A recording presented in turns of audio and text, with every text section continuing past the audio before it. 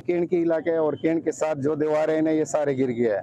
साथ में ये जुमे वाला मस्जिद है और जुमे वाला मस्जिद में काफ़ी लोग अफ्तारी के वक्त इधर अफ्तारी होता है, इसकी काफ़ी तादाद में जो है ना रोज़ामाती अफ्तारी के लिए आता है, उसमें भी काफ़ी नुकसान पड़ा हुआ है। और एक ही 2-3 घरों में जो है ना 12-13 लाशें जो है ना ये निकाला है, कुछ जनानियों का है, कुछ बच्चों का है और बूढ़ों का है, ये लाशें भी निकाला है।